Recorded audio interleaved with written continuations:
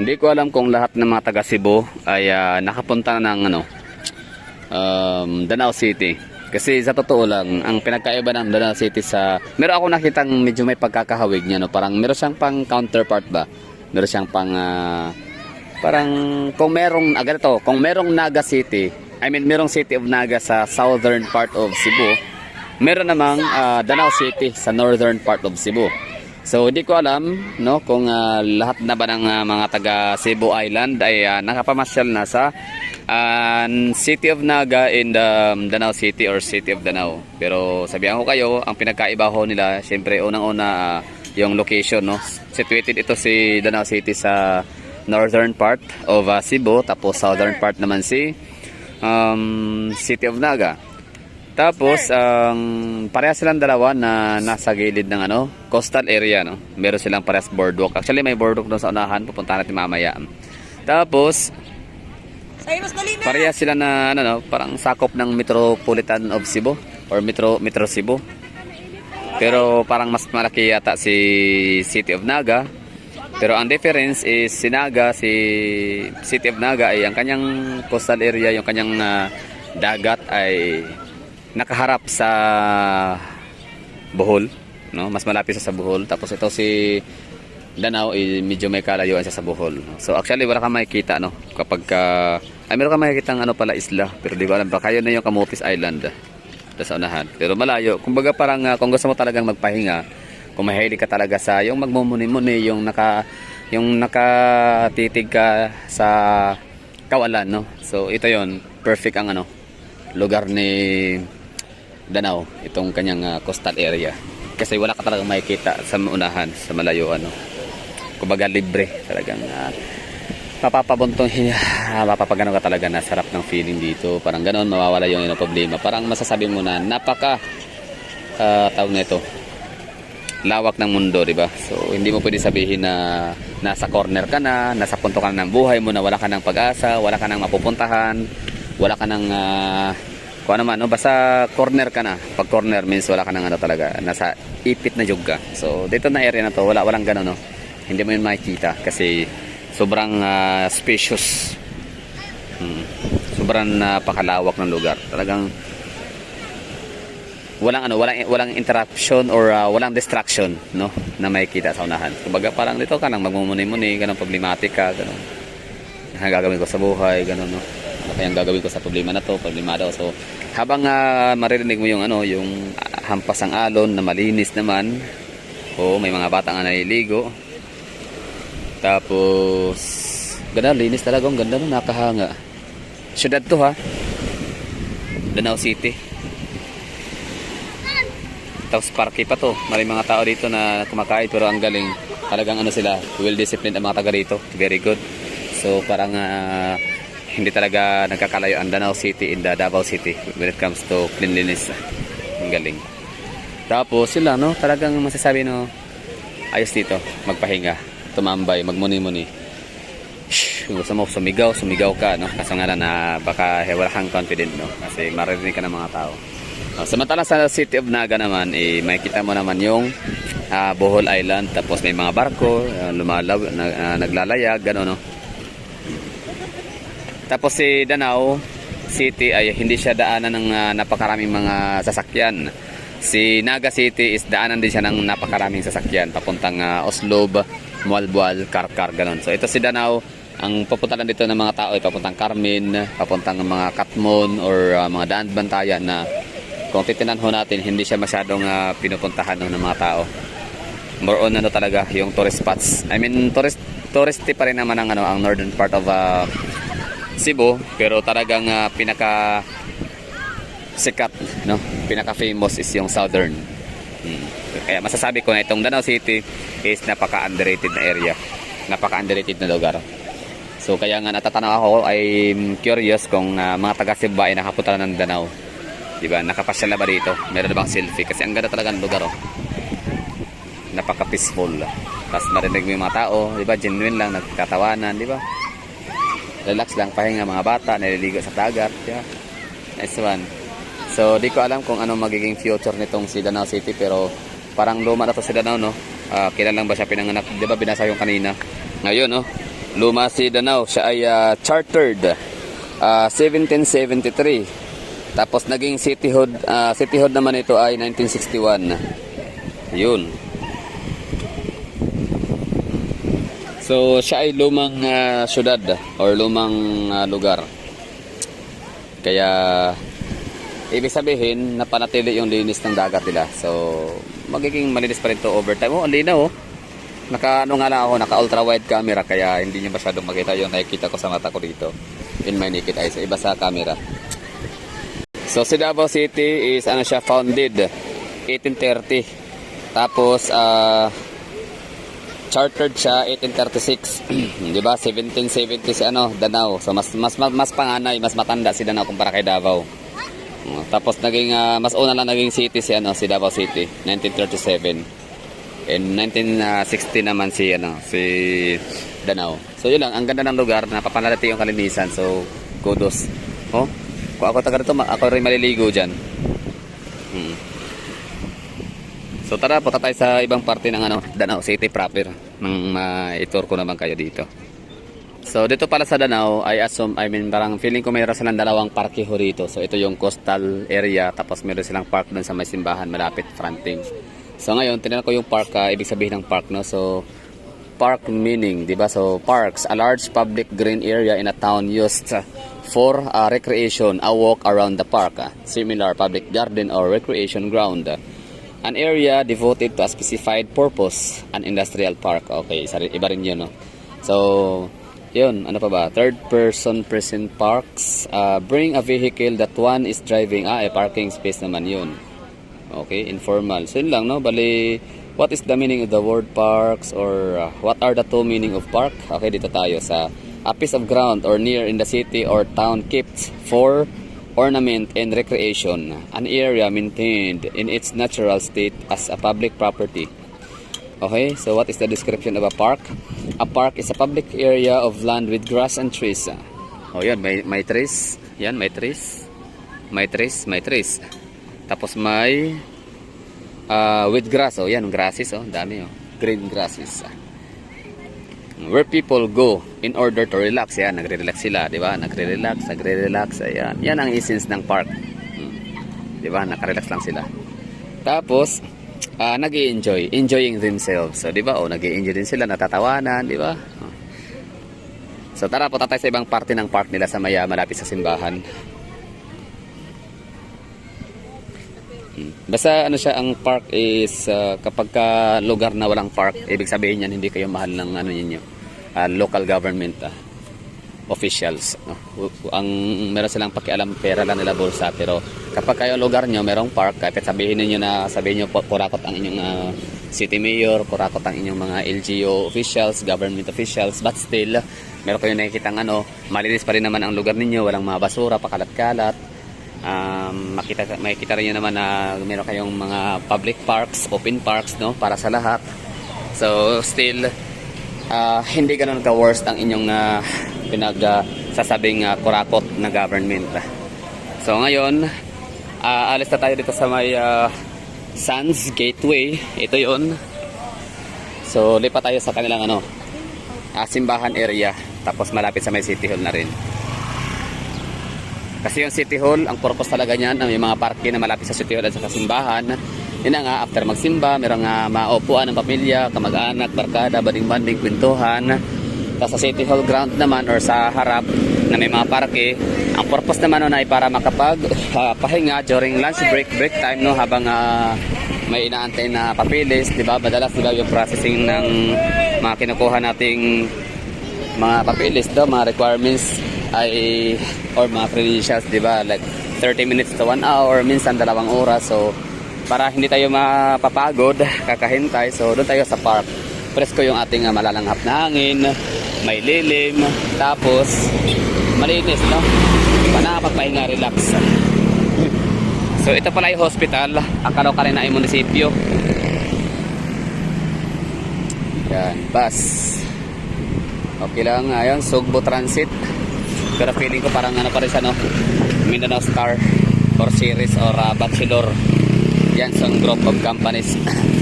Yun, ganda ng nila, bundok sa unahan. So lakad tayo dito na area. Kasi dito matatagpuan yung tinutukoy ko na public parks na rito. Fronting cathedral and municipal or city hall. Ganda ng hangin, grabe, the best and amazing. Okay, meron ditong Revolto. Basahin natin, ano sa tingin nyo, pwede ba tayo makapasok dito? Pwede siguro, bawal, no? So paano makita? Okay, no, so bawal siyang pasukin. Oo, bawal siyang looban. Okay, sama na siya. Kisa man na. Kaila ka na. Oh, Manang Atik. Si Manang Atik. Kisa na siya diri sa kwan. Asawa ni Manang Amon. Si Manang Atik. Si Manang Atik asawa ni Manang Amon. Manong Amol. Nya ngano naman siya revolto sa ilahang contribution sa Danao. Pasaw kibaw sa duganong gikuan.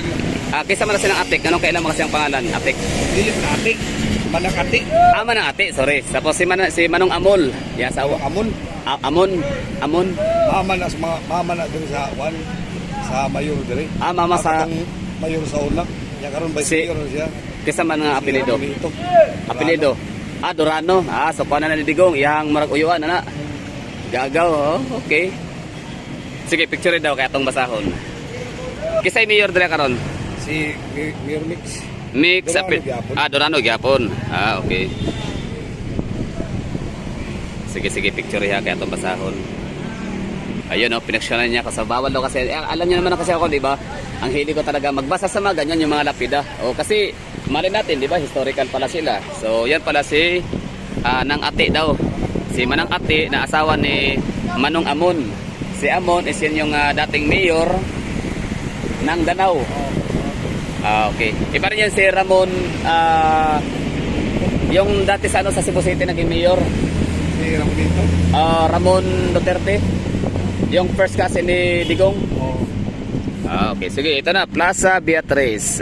Inaugurated on June 7, 2023. The everlasting tribute to the indomitable spirit of Beatriz Manang Ate Duterte Durano. Diba? Duterte siya, tapos Durano. Okay. 1907 to 1996. Whose unwavering dedication, rooted compassion, and tireless work alongside Manong Amon transformed the quiet town of Danao into a beautiful chartered city in June 7, 1961. As the trailblazing first city mayor of Danao, she elevated the aspirations of Danawanons and served as a beacon of inspiration for women leadership, leaving an indelible mark on the city's history. Ayun, no? So siya pala si Manang Ate. Nice one. So parang sila yung naging first ever mayor sa Danao City. From a silent or quiet place of Danao, ginawang beautiful chartered city on June 7. Okay, so proceed. No, so Duterte Durano. Si Manang Ate. Kibaw kinaanak. Kay ayang apelyido kalman Duterte Durano. So ang maparinti manggod sa mga Duterte sa Davao kay gikan og Danao nga mo na mga Duterte og Durano pod. So karon ako pangutana. So sa dalaga pa siya Duterte, iyahan ba na Durano? So basig maunay mama sa kuan. Basig lola na ni Digong.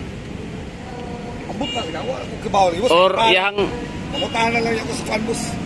kuan assignment mo na balik on niya. Oh. Joke lang. Pamutahan lang ako. Bitaw kay pag nay mga tanan diri kahit paano man lang ba makadara sa informasyon para na ako balo kung mabali ang mama. Oy sa mga taga daw diyan Ako chat sa mayor pamutahan. pwede na po tapos comment ka ha. Gala the Explorer YouTube.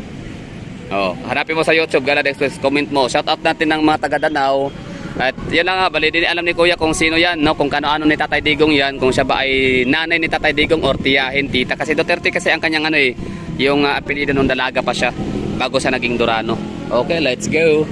At syempre dahil nasa nasa Wikipedia na ang Durano ay din kamag-anak rin ng mga Duterte. So possible pwede niyang tita. I mean baka lola niya or baka nanay, no? Anyway, Del Carmen Street. Dito tayo sa simbahan nila. Napaka-ancient church. Wow, ang galing, no? napakaluma ng lugar. Mararamdaman mo yung kanyang ano, old.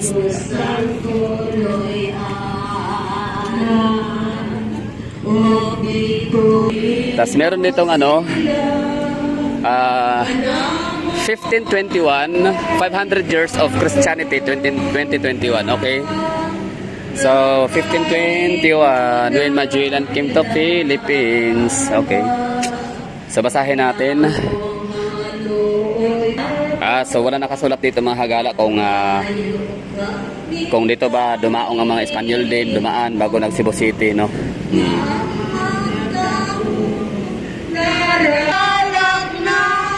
Tara tayo dito. Yun.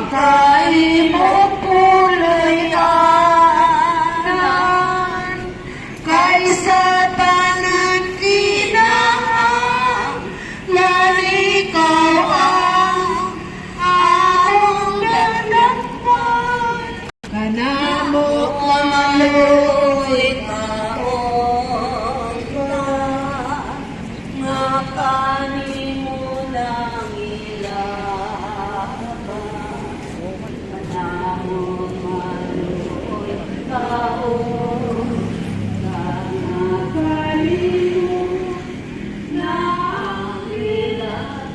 Welcome to Port of Danao.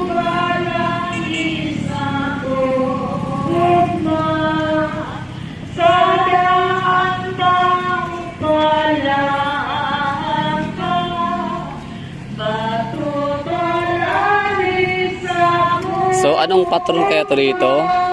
Archdiocese of Cebu, Santo Tomas de Villanueva Paris. Yan na yun. Danao. So, tingnan natin sa Wikipedia kung anong istorya nito, kung kailan siya nagsimula. Since 1770 siya naging founded. So, luma na siya, no? Kita paano, no? Kung 1700s. Okay, so andito, no? Nahanap rin natin. Santo Tomas de Villanueva Paris Church in Danao stands as one of the oldest churches found in the Philippines. It was originally constructed in 1755 and its construction was credited to Father Manuel de Santa Barbara, a Recollect friar who served as parish priest in Danao from 1755 to 1761. Yun. So luma na pala siya. 1755. Okay? Nung nagpunta ako sa may Haro, Iloilo, simbahan nila doon ay parang nagawa siya 15 something, parang 15, 57 or I don't know, no? Basta nasa mga 15 something, 1500s. Tapos binago yung kanyang, kumbaga parang hindi siya renovate, parang mas pinaganda, mas pinalaki ang simbahan noong 1778. Ayun, no? So ibig sabihin, mas luma pa rin talaga ang simbahan ng Iloilo. Anyway, so let's go, proceed. Labas na tayo dito. Okay, so ito naman yung labas. Ito na siguro yung kanilang City Hall.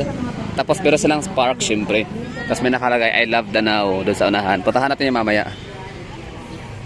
Or maganda nga ngayon na habang may may araw pa. Pero ikot muna tayo dito.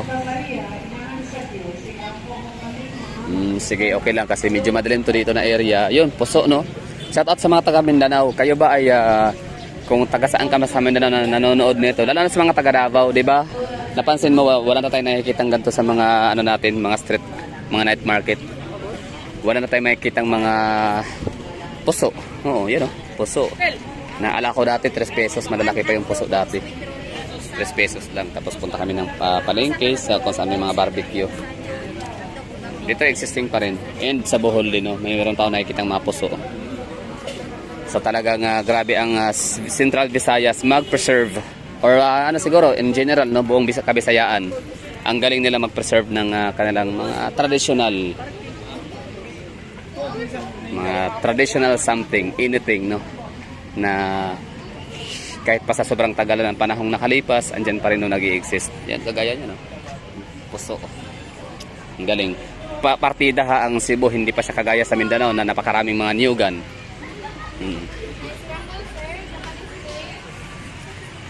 Na kung saan mas available sana ang niyog sa Mindanao, So dapat no mananatili pa rin sana yung ano, yung paggawa ng kanin na binalot sa dahon ng nyug. So ano pala to, gym?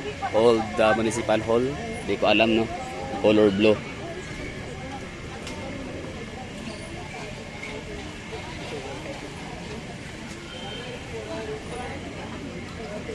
Nice. So meron sila kahit paano ditong mga turo-turo, pungko-pungko or mga ang tawag dyan, no? Mga night market style. Okay. Ito na yung City Hall. Okay, time check tayo. It's 5:01 na. Okay. Ito na yung City Hall dito. Finish line. Ano meron? Meron ba sa ano? Marathon. Grabe, lawak nitong lugar, no? Hirap tong ikutin. Okay, dito tayo kasi namin nakalagay ng mga cordon. Iba kabawal tayong magano dyan, no? Papasok ka, pwede pala. Pero dito tayo mas maganda.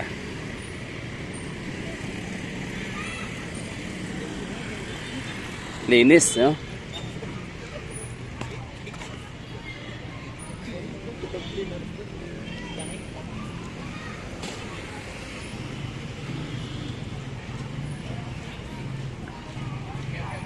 Danao City Hall. Yan na, makapag-selfie na tayo dyan.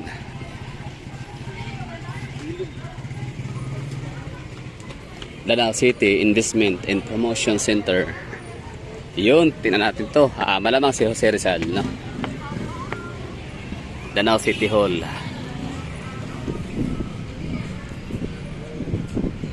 Ramon Mano Amon. Ramon Mano Amon M. Durano Sr., Father of Danao City. So siya ang tinawag na Father of Danao City kasi siya ang pinakaunang mayor sa Danao City. So from quiet place of the Danao City turned into a chartered city of Danao. So ito pala yung mister ni ano ni Manang Ate. Oo, doon sa may harapan. Manang Ate Beatrice. Oh, kaya pala ate kasi Beatrice 'yun, no. So siya yung mister. Oo nga pala, 'di ba, ang pinakalumang eskwelahan sa Pilipinas is ano, UST, 'di ba? University of Santo Tomas. So dito meron silang branch, you know, Santo Tomas School. Tingnan natin kung 'yan ba yung tinutukoy na pinakalumang eskwelahan sa Pilipinas.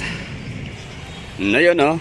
The University of Santo Tomas, established in 1611 as the Colegio de Nuestra Señora del Santísimo Rosario, is the oldest university in the Philippines. No, so located ang University of Santo Tomas at UST Angelicum College is located in the Santo Domingo Church Complex in Quezon City. It offers basic education programs, a home study program, and undergraduate. So Quezon City ang sagot.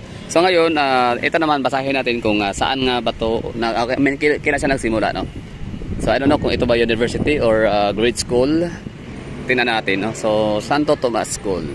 Siyempre, hindi man siya kasing luma ni Cebu City in the Iloilo City, itong si Danao City, but considering na 1770, luma pa rin yun. Bago lang pala. So hindi pala siya university.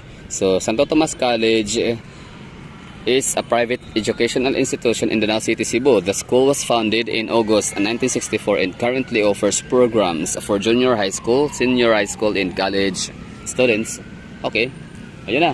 So balik tayo doon sa may parke nila, tapos punta tayo ng ano, boardwalk. So tara, punta tayo dito. Throw your trash here and now. Galing, no? Linis. At ang ganda ng parke nila. So far, tatlo lang yung parke na napuntahan natin doon sa may ano, Sands. Yan, Sands Gateway. Tapos dito sa harap ng City Hall, tsaka doon sa may harap ng simbahan.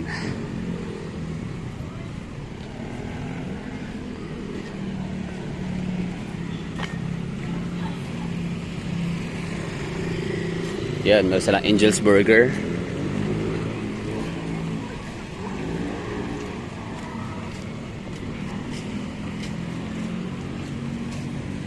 So, ano pangalan dito? Philippines 100 Independence Anniversary. June 12, 1998, Danao City. Talagang naka-okit sa bato. Dito sila mag ano, flag ceremony. Okay.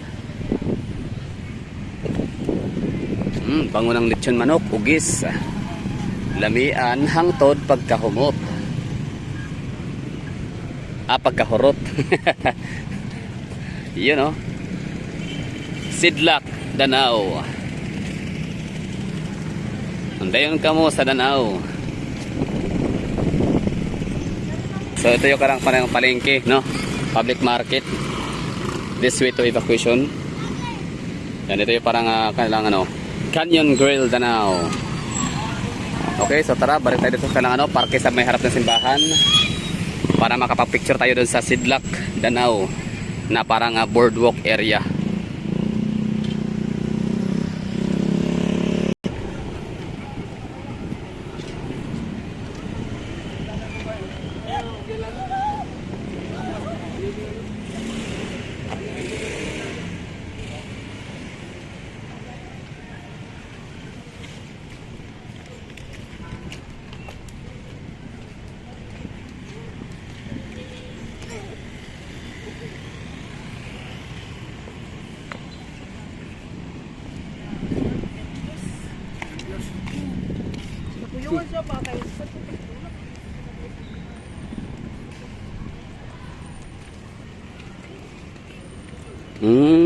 First Danau City International Ultra Triathlon, January 27 to 28. Kaya pala may mga foreigner. Kasi meron ng triathlon na ginaganap dito.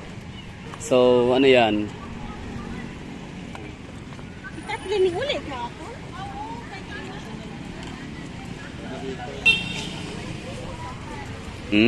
So parang Davao din talaga ang park nila, no? Meron din mga children's park.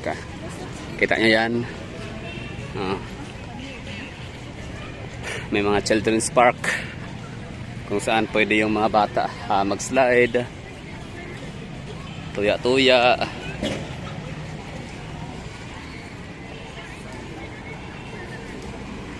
Oo. Yan. Meron silang mga plastic ordinances. Segregation talaga sila.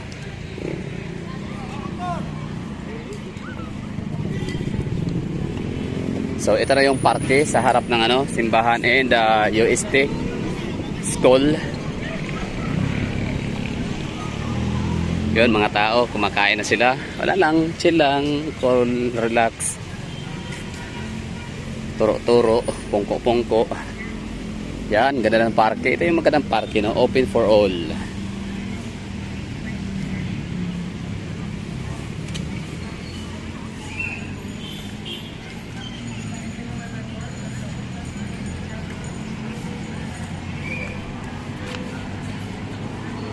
Time check tayo, 5:14 na ng hapon.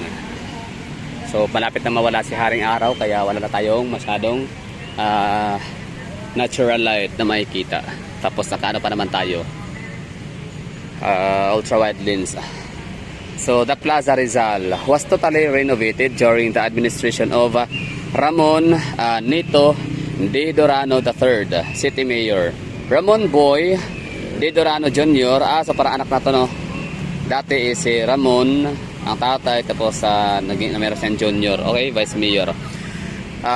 City Councilors Thomas Mark Dorano, Dario in Almadin, Alicia Dorano, Rodrigo Giango, Nicanor Enriquez, Carmen Remedios Dorano Mica, Fortunato B. Perez, Oscar Rodriguez, Janelo Canson, Conrado E. Batoon, Jesus C. Mica, Alejandro M. Lawas, Anne Valerie Q. Perez from the Tourism Development Fund of the Department of Tourism through the efforts of Secretary Joseph H.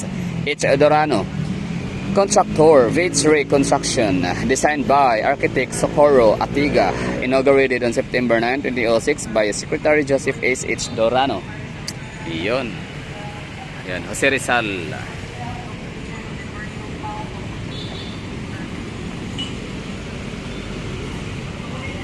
Diba? Ang ako na bilang Pilipino talaga nakakatuwa, no? Ako happy ako na makapunta sa mga lugar na kagaya nito, na may mga parke, no? Hindi lang isa, dalawa, tatlo, basta marami pa. Tapos open for all. Alam niyo 'yon. So as of now, Davao City pa lang so far ang alam kong siyang may pinakamaraming public parks sa buong Pilipinas. So last time I checked, meron kaming 26 parks. Tapos mayroong mga under construction pa, ongoing no na mga parke. So hindi pa yung kasama sa bilangan. So panigurado na sa mga 30 na siguro ngayon. So ngayon sa mga nanonood dito ng mga taga Luzon, Visayas and Mindanao, so pwedeng pakilatag ho ninyo yung estimated public and open parks. Kung kayo din ba ay nasa mga 10, 20s, 30s o baka mas marami pa kayong parke sa Davao City at hindi lang namin alam. So para naman kami ay aware, no? Basta as far as I know, Davao City pa lang ang siyang may pinakamaraming public parks.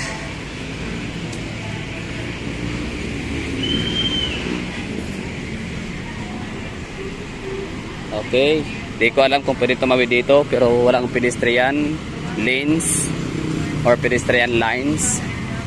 Ayun, meron pala doon sa unahan.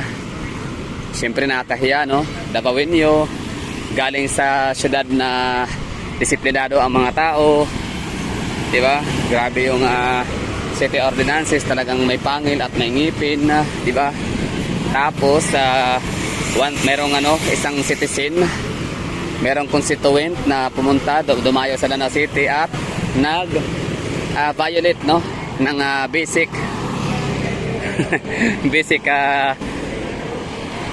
basic rules. Yun, no, magaganda din ang mga taga Danao. Siyempre Cebuano, mga Bisaya yan.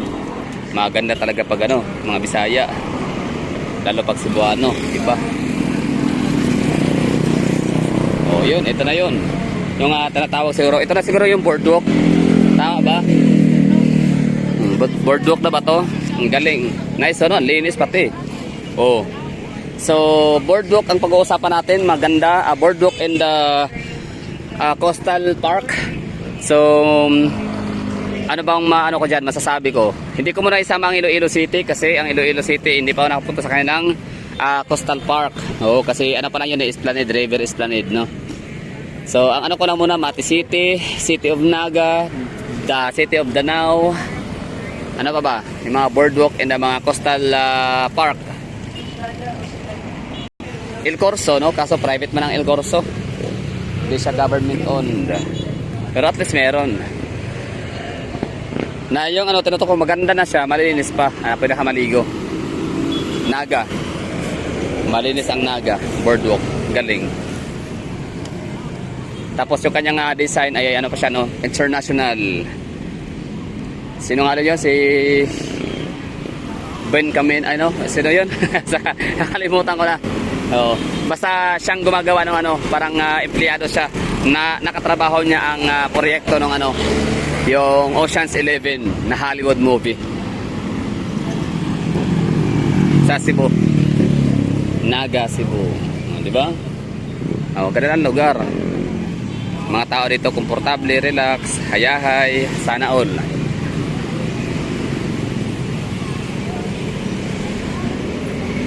Diba? Linis.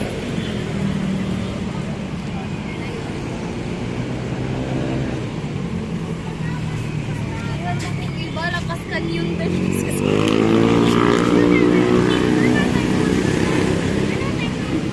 So ito naman dito, parang hindi siya pwedeng puntahan, no? Parang may bayad, may entrance fee. May event. Kaya pala, ayun. So open pala siya for public, kaso closed dahil may event bukas. So yun na siguro yung gaganapin triathlon. Parks and Playgrounds Information Office, Danao City. Ganda pa naman sana talaga, oh. Pero siyempre wala tayong mag-attempt na pumasok dyan at wala ng oras. 5:25 na. So bukas merong ipa-event dito.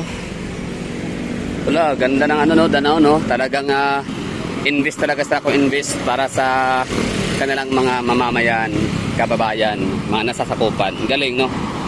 Happy for you, Danao, mga people of Danao. Kasi talagang binigyan kayo ng importansya ng inyong local government.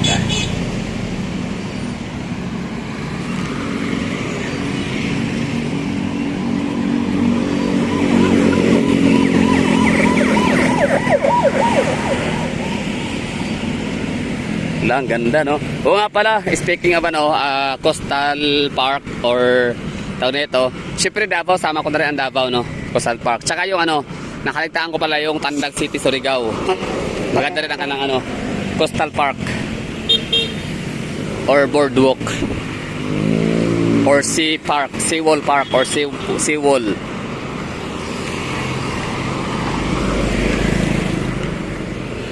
Yan, McDonald's. Tapos merong parang restaurant, hindi parang restaurant talaga yan, panigurado na. Or beer house, ano man yan, Alakan, no? Or coffee shop, or cafes. Okay, naglakad tayo dito papunta sa yung nakita natin kaninang Sidlak, Danau. Yan, McDonald's.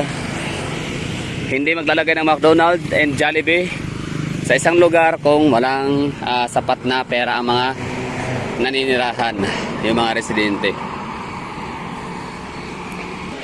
Delicious Burger. So, located lang yung kanang McDonald's sa kanilang parking. Yan yung pinaka-park nila, no? Kung saan may mga pagtatanghal, yan dyan gagawin.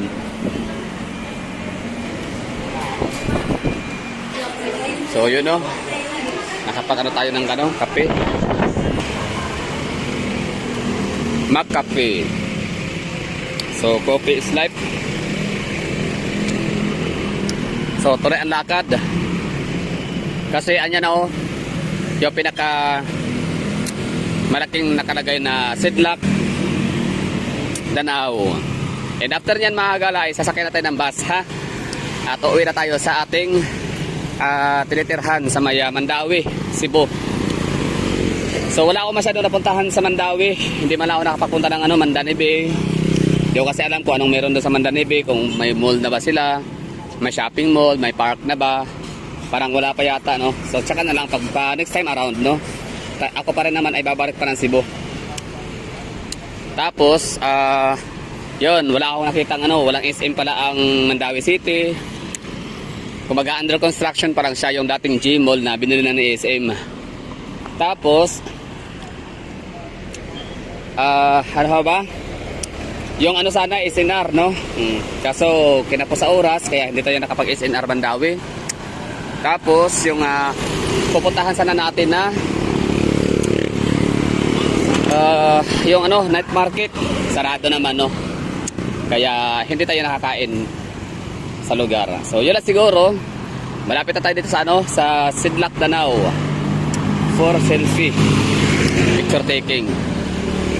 Danau Boat Center. So yun, parang meron dyan, parky din ulit, no? Pa siya yung skate park. Skate park pala yan dyan. Okay, dito na Sidlak, Danau. Servant leadership, inclusivity, developmental servant leadership. Kaya pala sa Sidlak, Danau kasi meron siyang parang tawag nito,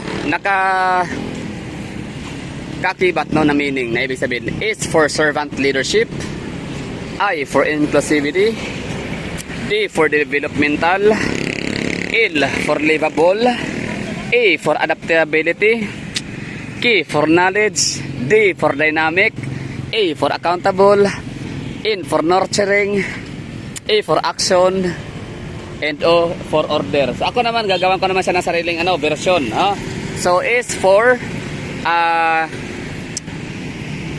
services, di ba?